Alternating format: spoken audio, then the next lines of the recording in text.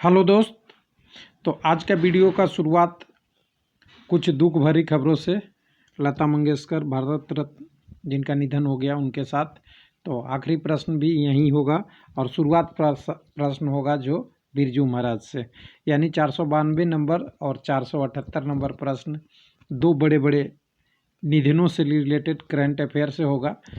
लेकिन ये 500 प्रश्न का पीडीएफ मैंने आज बना लिया है। आज संडे था, टाइम मिला तो टेलीग्राम पे अभी आपको ये दिखा देंगे और रेलवे लाइव ट्विटर पे भी कोशिश करेंगे, लेकिन टेलीग्राम पे तो आपको शेयर करेंगे ही।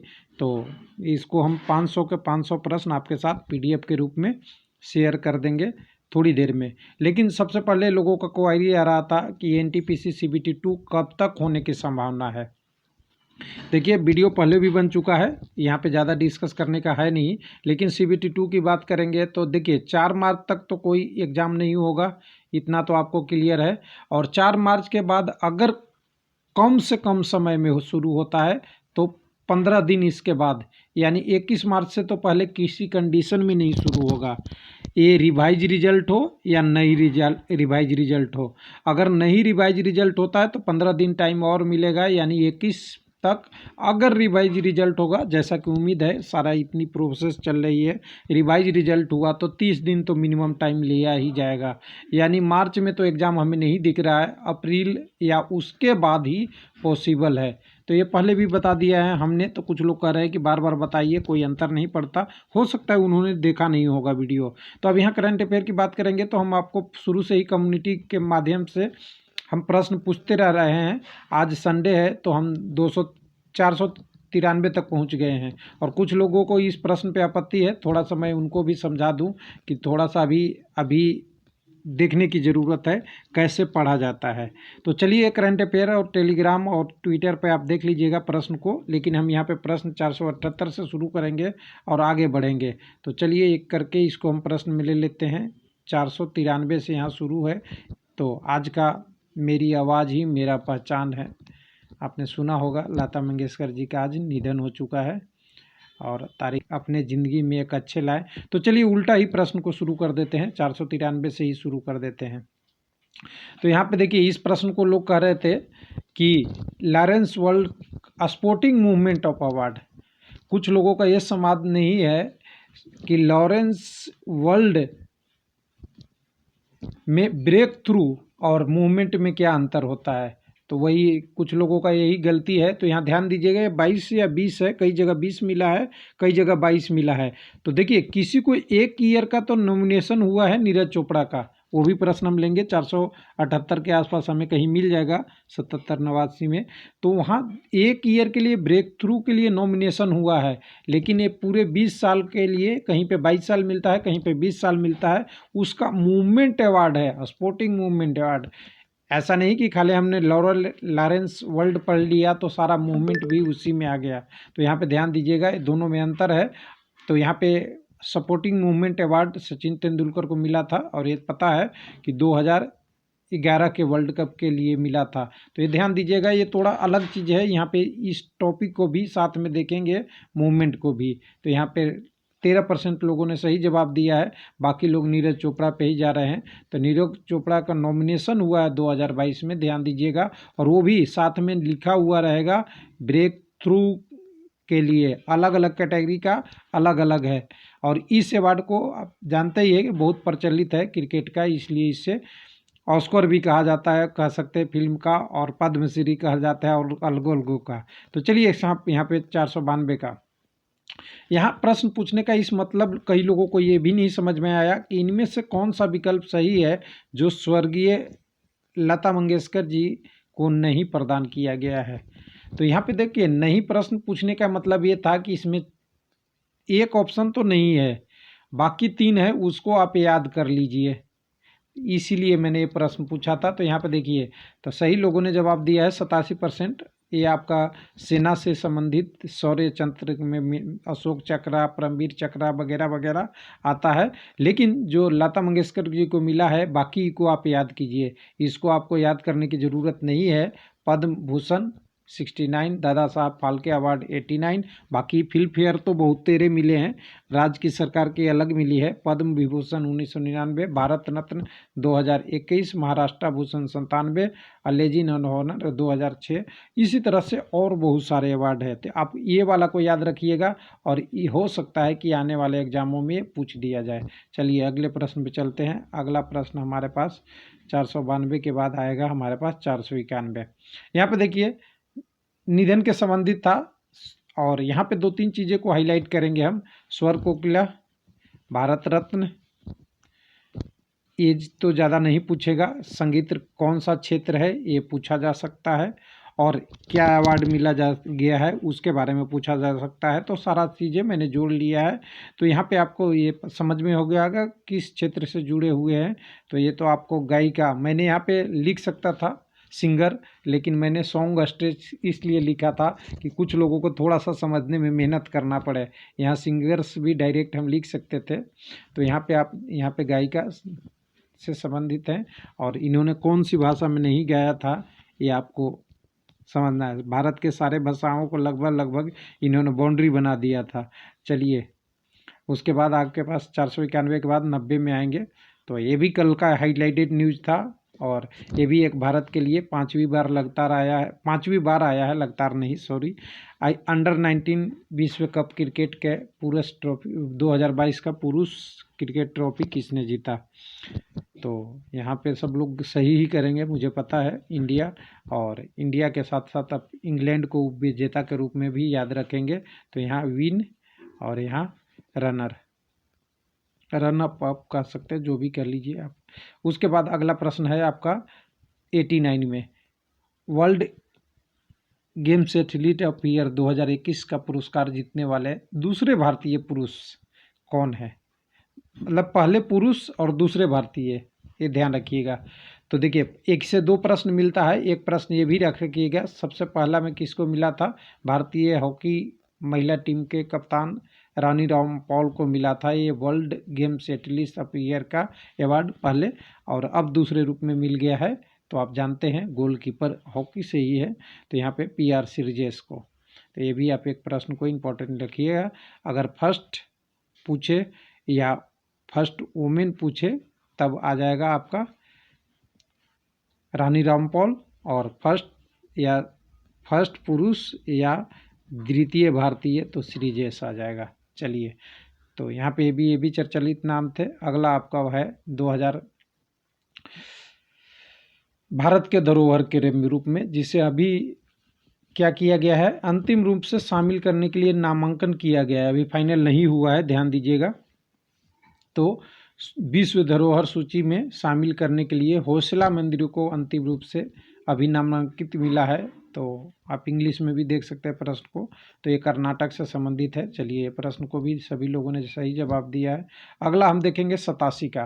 तो यहाँ पे देखिए किस एथलीट को, यही हम बात कर रहे थे कि दोनों प्रश्न में क्या डिफरेंस है, किस भारतीय एथलीट को Laureus world cup breakthrough of the year 2022 के लिए नामांकित किया गया है। और वहाँ पे क्या था आपने देखा होगा, उसमें एक टाइम मूवमेंट दिया हुआ था, ध्यान दीजिएगा। यही दोनों में डिफरेंस है, लोग नहीं समझ पाए थे। जो हमने 493 में जिसमें सचिन तेंदुलकर की बात किया था वो 2000 से लेके 2020, कई जगह 22 भी है। तो इसके लिए मूवमेंट ऑफ अवार्ड मिला था और यहाँ breakthrough of the year award है।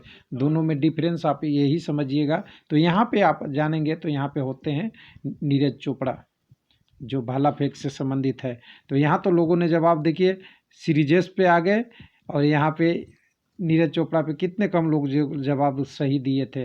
तो ऐसे ऐसे चीज़ों को आपको पकड़ना पड़ेगा।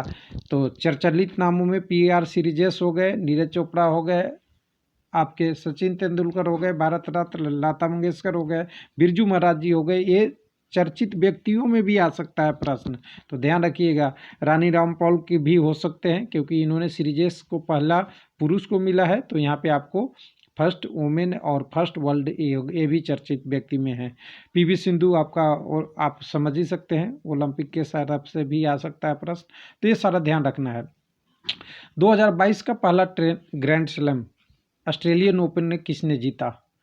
तो ये आपका इस ग्रैंड स्लैम में न फेडरर ना जोकोविच, तो एक ही बनते हैं राफेल नडाल। दोनों ने भाग ही नहीं लिया था। जोकी का ऑस्ट्रेलिया में विवाद हो गया था वीजा वाला, और आप समझ रहे हैं फेडरर ने तो इसमें भाग ही नहीं लिए, तो एक तरह से ड्रॉ अप मिल गया। और इस प्रश्न का इम्पोर्टेंट इससे बढ़ता है नडाल के लिए, ध्यान दीजिएगा कि ये किसी भी खिलाड़ी, किसी भी देश के खिलाड़ी में सबसे ज़्यादा ग्रैंड स्लैम जीतने का नाम इन्होंने ही किया है, राफेल नडाल ने। और सबसे ज़्यादा एज में भी शायद इनका रिकॉर्ड जुड़ गया है, इसलिए ये बहुत प्रश्न इम्पोर्टेंट बन जाता है।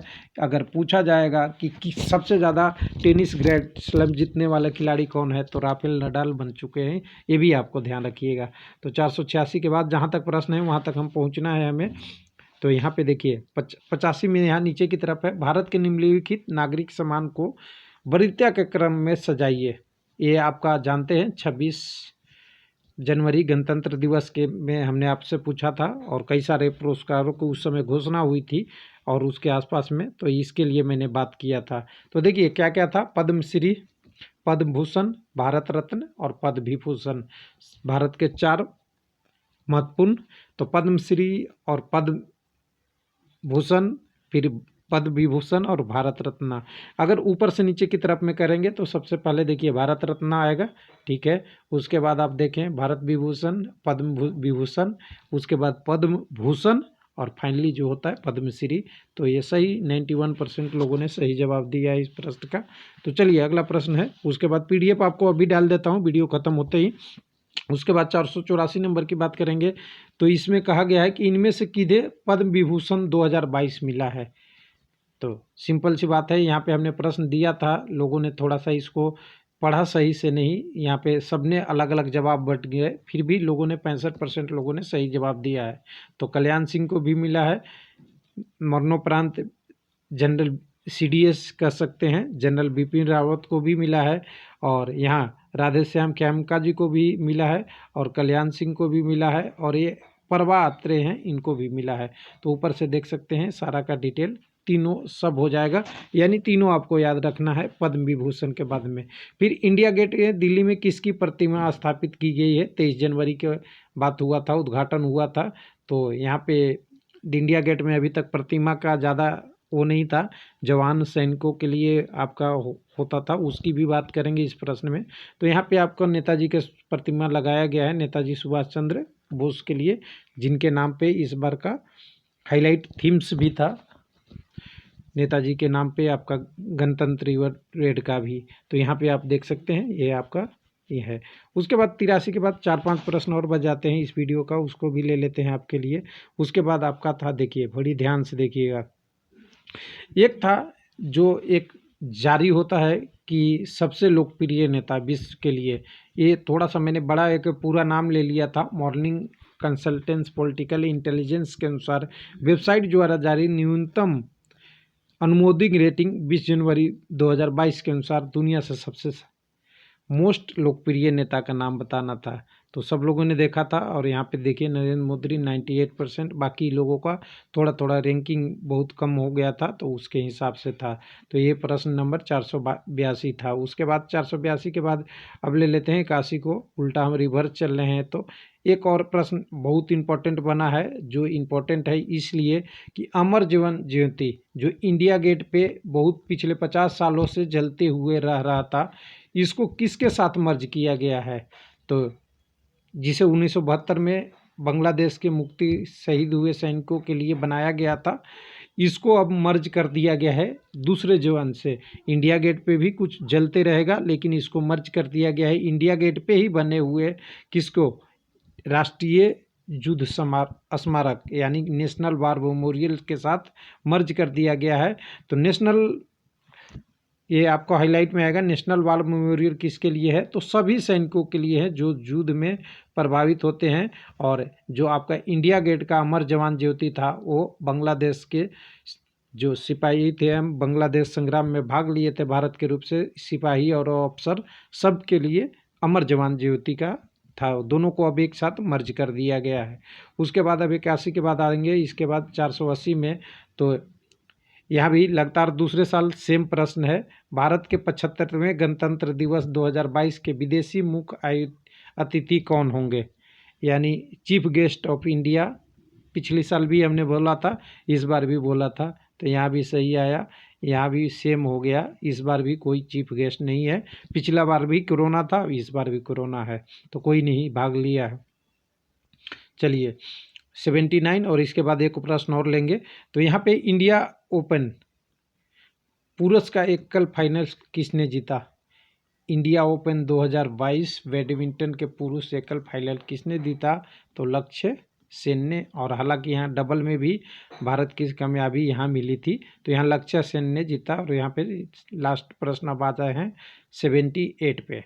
तो 70 स्थान में खाली स्थान को भरना था, जो हमने बोला था। ये भी सैड न्यूज है जिसको कह सकते हैं कि पद्म विभूषण बिरजू महाराज जी का हार्ट अटैक के कारण 17 जनवरी 2022 को निधन हो गया। ये किस फील्ड से थे, इनको बताना था आपको। तो कथक नर्तकी थे।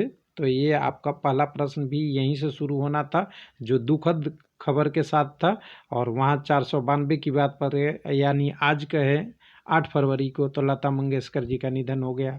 मेरी आवाज़ ही मेरा पहचान है। तो इस वीडियो का एक ही मकसद है कि जितने लोग हो सके इसको डाउनलोड कर लें, और डाउनलोड करने के बाद अगर आपको लगता है कि अच्छा वीडियो को क्वालिटी है, तो अपने हिसाब से इसको यूज कर सकते हैं।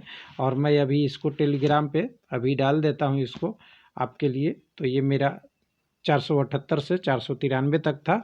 और प्रश्न इम्पोर्टेंट सारे होते हैं, लेकिन उसमें भी मोस्ट इम्पोर्टेंट होते हैं, उसको कोशिश किया है इसमें चूज करने के लिए। थैंक यू, धन्यवाद।